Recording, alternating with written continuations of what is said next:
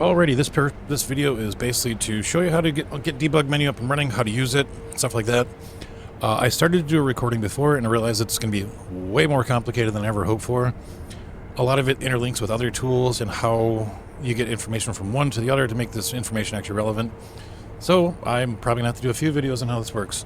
The first video is basically how to get it. You can just Google Sekiro Debug Menu and find it. I downloaded this one off Nexus Mods. Nexus Mod's kind of weird. I hate that it has a different password algorithm, but whatever, it's kind of annoying. I'm guessing people hack each other all the time, so they're being safe. In my Sekiro folder, so Program Files, Steam, Steam Apps, Common, Sekiro, this probably works for Xbox or Game Pass? Game Pass, yeah. It probably works for Game Pass. I don't know the folder name, so you're on your own there. But basically, these two files are what's important to be in there. Debug font, dinput8.dll. These two files just need to be in the folder with the executable. There's other shit in here. was doing other things for another video that I have.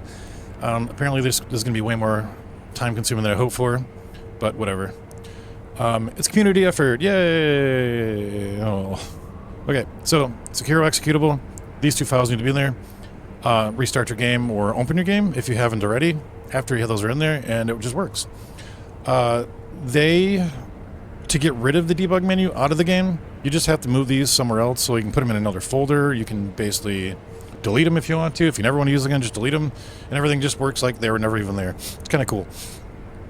There is an issue with DualSense controllers, so I would suggest getting DS for Windows or whatever controller emulator you want to. The biggest thing is it needs to emulate this Xbox 360 controller. I had an Xbox 360 controller, it worked perfect, no issues. The DualSense didn't. But this basically gives you the ability to do it like it's nothing. There are keyboard functions, I don't know what they are, so you're kind of on your own there. Good luck. But DS for Windows works for the DualSense, no problem, no biggie. So I'll move that out of the way. Alright, to use the debug menu, as you can see, it's there. You basically just press the select button. On the PlayStation controller, it is the fuck is that item? I don't know, it looks like a light, I don't know. I call it the select button, whatever, I don't care. The select button will bring it up. You'll have this menu that basically comes up. You can not move when you have it open, okay? So you can press whatever the hell you want to and you won't move. To leave the menu open and move at the same time, press select again. Now that it's kind of in an inactive state, but it's still there, you can move around like it never even existed. And to completely get rid of it altogether, you just press select again. So select does a bunch of different things. We want to use it, so we'll leave it open. So we use select. The D-pad will allow you to move up and down in the menu. As you can see, woo, that's exciting. Look at it, it's got wraparound. That's so much fun. The X button will let you go into the menu. The square button, oh no, the circle button, or B button, I'm guessing in Xbox, will go backwards. Forward, backwards, forward, backwards, forward, backwards. The R bumper, or the right bumper, will let you oversize this. So basically R bumper plus whatever the fuck this button, the right joystick, will let you move this different sizes. You can do full screen. You'll see why that's relevant later. But I like to have it nice and small and out of the way because I like to see what the hell I'm doing at times. If you hold the right bumper still and use the left stick, you can move the actual menu all over the place. If you go too far, it gets really weird, so, you know, you gotta kind of keep it in a certain spot where it doesn't just cut shit off and make it kind of annoying. So that's that. You can use the start button, and then this will do other things. You can bookmark different spots to go back to it. Every time you open the game, though, from what I understand, I haven't learned how to save those. You'll basically have to redo this anyway. So, in my opinion, I just don't use it. So don't even bother pressing the start button here. Okay. So, Wolf. We got this guy right here. We need to find his information. That's going to be the first part of it because that's kind of the most relevant or the best task for this menu is to find out actually hard numbers to things. So, under CHRINS, we'll give you that information. Go to World CHR Man, and then right here, we'll bring to this menu here. This is going to be all of the character models loaded in and stuff like that. So M170000 blah blah blah is the map that we're in currently right now. Basically, it's the sunken valley or lower valley, whatever the hell it's called in this. You'll see that it's got 180 next to it. That 180 is all of the models or enemies or different types of entities and stuff like that. It'll have the idols, like this idol has a code right here. This guy has a code. Anything that's got something like that to it, it'll be in there. So there's 180 of those items in there. Our character, for ease of use, is the first one, so C0000, whatever. And it's got the white circle next to it. The white circle means it's actively loaded into there. Let me actually go into the other menu to kind of show you the difference. So you'll see this one right here has a white circle on it. That means it's also loaded in. And the character model for it, of whatever this item is, we'll launch around to find different characters, enemies, probably in a later video. But you'll see that it's loaded. So C1001 underscore 0000. The first 4 are going to be the character model. The second 4 is going to be each instance of it. So of this C0001 or C001, there is 8 or 9, because 0 counts as 1, 9 instances of that character model peppered around here. Then you'll see that there's a 1030, a 1040, 1080, 1100. There is 36 1100s.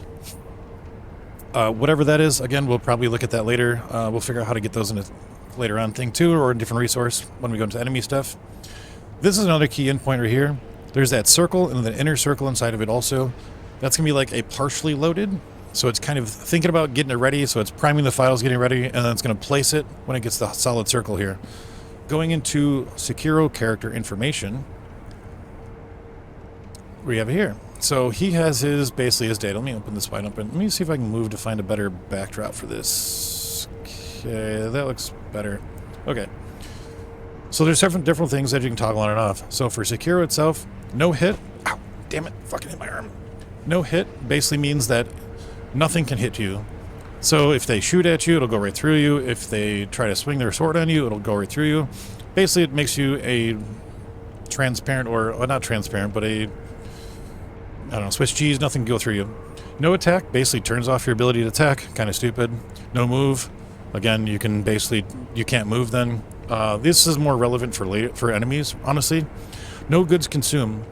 This one will prevent you from consuming any of your goods. So like Akkos, Gotchins, if you want to just not use them and practice a bunch of times, you can turn this on and you'll never consume a Gotchin. It'll still use it, but it won't deplete your inventory.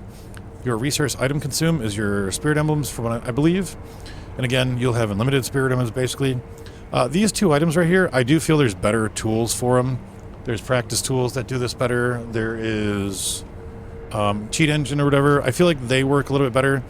The underlying issue with this is it tend to be unstable, so it can crash kind of easy. So if you're going to be trying to practice and you want to make sure you're not using Akkos, your save files or whatever you may, this is probably a better option just to use those so you don't, rely on this crashing all the time. It can get kind of annoying at times. No update. I'm pretty understand that's like an AI update. You're controlling the character, so this is kind of irrelevant, I think. All right, basic character info is another big one here. You can see that basic character info has position data right here. So if I jump, you can see that the Y value will go up. There's 2 different positions. They both reference different things. I don't entirely know what they're referencing, but 000 is a thing, and it's over by Goyubu. I'm guessing we're actually not that far away from it, oddly enough. Or it's actually by the castle or whatever. But again, if you're trying to figure out how far away something is and you really need to triangulate with the positions, you can do that right here with one of these 2. You just got to figure out which is the correct one to use it and stuff like that. You do have like rotational data, like your way you're looking. The MS angle and IG angle will tell you different angles, so I'm guessing it's also referencing the same different grid, that kind of thing. M17 is basically where this character is, so our character is in Sunken Valley like we talked about before. So M17 is that map number. Team type is basically, since enemies can also fight themselves, they use team type to basically do that. So if they're a neutral, they can be a different team. If they're aggro as hell to each other, they can be different teams and stuff. Team 1, because we're obviously the main protagonist, makes sense. Character type, it's probably more of like a remnant from other things. So like this one, you know, you're like is that a ghost or whatever from different, I don't remember the name, I hated PvP. Now you're an invader, you can change that stuff, you can be invisible, you can do, or this is more like your, whatever the hell the remnant is, or the different thing in different games. And it goes pretty crazy, like this is just nuts. But again, it's not really used in this game because there's no multiplayer aspect to it other than the remnant system. I don't know what any of this stuff does. Look direction is probably just literally like when you move around. Yeah, so wherever way your character's going, if you need to use it, go ahead, use it, whatever. Okay, back to no dead right here. You can toggle this on and off. So 0 is the default function, so you can get killed with no dead on and no damage on. You'll take no damage and then you won't basically die. So if you can take damage but no dead, you'll just basically be pinned out at 0 or at 1 HP or whatever, and you can never die. Stamina consume. In this game, stamina is not a thing, obviously, but they reuse the term for posture. So stamina and posture are basically interchangeable, however they use they're different. And I'll show you what that looks like in a second here. No MP consume, I don't know what this is for. It could be something used for combat arts. I don't care about the combat arts, or not the combat arts, everything's, I don't think it's used in this game. It might be used for other enemies or bosses that I haven't seen yet, but I don't know. HP is your health points. So you have 320 health points at base vitality. In most of my runs, I don't do any vitality increase because it's slow. But if you want to sit in front of something and get smacked, you can see what they will do for damage on you. So unblocked, or you know, if you have no Kuro's Charm, you can see here. If something shoots me and I block it, you can see how much damage it takes. If you really want to get into it. Ninjutsu number is more of an enemy thing. We'll get to that when we go talk about enemies. MP, again, we don't have MP. Or at least I don't know that we do. Stamina is another... Oh, yeah, so yeah. So you can go left and right. Oh, I just killed myself. You can go left and right here. And basically, you can adjust your HP and stuff like that. If you go to... So yeah, it gets kind of goofy, so be careful with it. So if you press left and right, it'll let you toggle that number. If you press left and right and hold the L button... It'll go by the tens place, and I think triangle? There's another button that's even faster. I'm not sure which one it is, but you can see you can adjust your health however you want to, and then it will wrap around, so it killed me right there, and then woo, we're back to life because we're at 160. Oh yeah, so there's a faster way to do it, and I don't remember how to do it, because some of them have like a massive health pools, but we'll talk about it when we get to enemies and stuff like that. The biggest important thing is for Wolf, it doesn't really matter, because you're controlling him, so the attacks are not going to change until you fight. You're going to be hitting the buttons. Stamina, you can see here, you know, we have 0 stamina, or we did have 0 stamina, so bam, and then, but you can see it regenerating.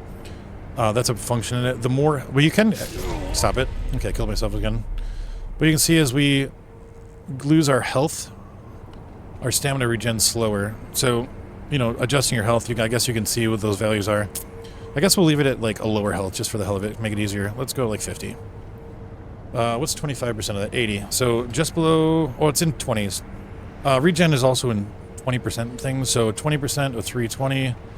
I don't know, this is under. So we're at 3 health right now, fuck it. So we're at our lowest regen rate that we'll ever have. So when we do this, you'll see how slow it comes back. You know, if you can block, it will increase it. But you can see as we change our animation, it stops. And that's also a thing for enemies also. As they're in active animation, their regen stops. So if you're pumping it, trying to get your health back, it's not going to do shit for you. You have to literally hold the block button altogether. Now, to show what that hard data is, we have our regen data right here. So our stamina is 120 because it finally recovered all the way.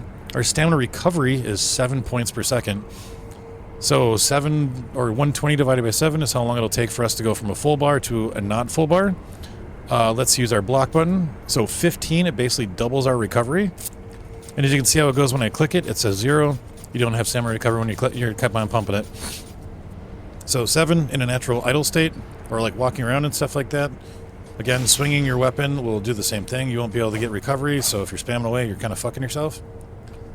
Double it up, bam, it gives you double. Let's actually see, actually, I'm gonna go full. Woo! Okay, so max.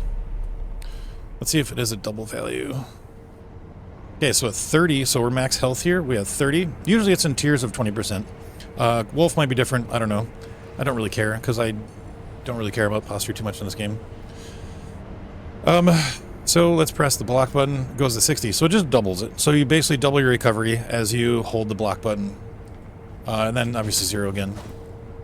You can adjust these manually if you really care to. It doesn't really matter. Again, this is kind of more important for like boss battles. When we go to something like Corrupted Monk, I might have a video for that one to show how crazy that is. Its stamina recovery is 540, which, for perspective, you're basically recovering all of Wolf's stamina 4 or more times per second. That's how much recovery Corrupted Monk has. And, you know, obviously if you fought Corrupted Monk already, you can kind of tell that's a lot of fucking time. Or a lot of recovery, because you have to chip her down quite a bit. The next ones we have here is, this one is recovery. Yep, action request. I don't know what this is. It's all Japanese stuff. Some of the numbers look relatively normal, but I don't really know. Animations. There is a way you can speed things up. I don't think it's this one, though. Where you can, like, double your animation speed. Alright, let's try it. Yeah, it's not this one. Okay. I'm not sure. There is a spot where you can do it. I think it's in the next menu, basically. Draw skeleton. We're going to draw bone name. No, that's not what I want. I don't know if this is too relevant. It's been a while since I played around with here, so if you'd like, you can screw around with it and do whatever you want with it. Good luck. Behavior is kind of the good one. You can see there's a ton of shit here. So, the first one is also animation here. Behavior animation will show you what animation your character is currently in, or whatever you're looking at is currently in. As you can see, it's at A000, where my cursor is at the bottom there. And then 6 more zeros. You're in an idle animation, which makes sense why it's the 0 animation. As you do things, you'll see that number change. So, you know, the attack there, so that's a 5-hit combo, obviously, for just R1ing. You can see it goes 300, 100, and then it just, you know, constantly changes and stuff like that as you do things. Recording helps you kind of see what they are. There is a better way to do it. I don't entirely remember if I'll be able to cover it in this one. But if you record it and then pause your video and stuff and then look at what you're doing, you can kind of see what the animation is. That is going to become much more relevant later on, as we're looking into bosses and enemies and what they're doing, and decision trees on how the game interprets what to do next or decides what to do next for the character. But this right here is basically your animation. So A00 is that, and then when you swing, obviously it changes. It brings you to a different animation, and that's how the game basically controls everything. It's just a series of animations at different times. Okay, go back here. Event. This is not the one I'm thinking of. Active state. Don't know. Okay, so the active state kind of gives you the US or the English way of what it is. So combo 1, combo 2, combo 3. So a special ground attack combo, whatever, that kind of thing. We can see parrying, deflect idle guard and stuff. There's all these different things there. There's a better one for that though. State history. This tells you the frame data, like how much frames are in each different one. So currently we are not doing anything, and you know, standing idle, we're at 200 plus frames. I'm 90% sure that this isn't 30 FPS. So you basically, if you're at 60 FPS on your game, you have to double it. So right now we've at like over 1,000 here. We've been sitting idle for 2,000 frames. So, you know, we're swinging and stuff like that. That 12 frame data for, you know, ground attack combo 1, that took 24 frames on 60. That's, you know, just slightly under half a second it takes for one swing. Combo 2 took 11. Combo 2 release. I'm not sure what the difference is, but 3, 4, 5, you can see the different changes and stuff like that. Combo 5 is probably just really, really long because, you know, it's going through the entire animation. It's not blending into something else. But you'll see how the different attacks there are. You know, like right there, there's a big blob where it's add, blend, face, stand, move, overwrite, deflect, guard, stand, like. This is why FromSoft games are so polished, because all these different names are animations for every single thing in the game. And when you do one thing and try to move into a different combo or a different attack, you have to have a blend animation or a different type of animation to smooth all that stuff out. So why Sekiro looks smooth as hell is because they thought of all this stuff right here. It's complete insanity. But again, you can see how long stuff takes there. It really gives you appreciation of how well they did this game. Oops, let's go back here. State history. I don't think this is what I want. Oh, this is... Okay, this one doesn't show you counting up. It just basically just tells you what the frame data is. So it's fairly close to the last one. There is a specific one I'm looking for. I'm hoping that this is basically what we had before, where it gives us an entire rundown of everything. And the animation code. Node trees, not helpful. Or it could be helpful, but I'm not going to deal with it right now. Foot variable, max ankle pitch. You can actually adjust these, and it gets kind of funny looking. I don't really want to do that because I don't want to deal with a crash right now. Okay. Moving on down. Havoc is basically the game engine. It has its own different types of thing in here. There is an ability to change some stuff around here, but it's not in that one. Okay. So you can see model CHR. This where my cursor is now. This is basically the character model for Wolf again. It's kind of, you're already in it, so you should already know that information. It's also in the basic info here at the handle kind of gives you the number here. But I thought there's one that's more obvious what it is. Maybe not. But yeah, so there's a lot of different things where it constantly references it over and over again. So if you're trying to figure it out, then sure. Animation queue, is this the one that I'm looking for? No. Super armor is not used for him. That'll be used for bosses. But it's going to be like why things break posture. Your beast ones, not so much your other ones, but I'll go through those when I get to those different bosses. Because there's two different types of bosses in this game, or two different types of enemies. This one, let's see, I think that might be all we have to go through for him. Hitboxes are a thing. You can also view just literally what your hitboxes are. For a point of reference, his hitbox for everything is basically very true to scale. So if you get hit in the head by a sword or the hitbox, which I'll show probably next video on how the attacks work with hitboxes, if that attack hitbox hits his character model, it's going to hit him basically. It's pretty impressive how well they matched it up to his character and, you know, what basically wired it in. But that's it for putting this into the game, or basically getting debug menu up and running. It's also kind of like a rundown of some of the stuff that you're going to see in a little bit. I don't know how fast I'm going to pump these out, so feel free to just fuck around and play around with everything in there. Some of it's not, if I find something that I thought would be a good idea, like damage calc, I don't think that you can really tell what that does. Some of the stuff just doesn't make sense, like there's no way to see what it is, you know, that kind of thing. Fall damage again, same stuff. I'll probably reference it on the next video from the prior one, and then go from there. So, and then maybe at the very end I'll just kind of make like an entire video, complete rundown of all the important information and stuff like that.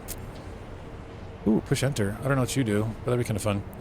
But yeah, so that's basically putting debug menu onto your machine, how to use it, and basically just some information that you're going to be able to see. And then we'll go from there. So the next one will probably be attack hitboxes, because that one's really easy to do, and I don't have to be too crazy with it. So, thank you. Bye-bye.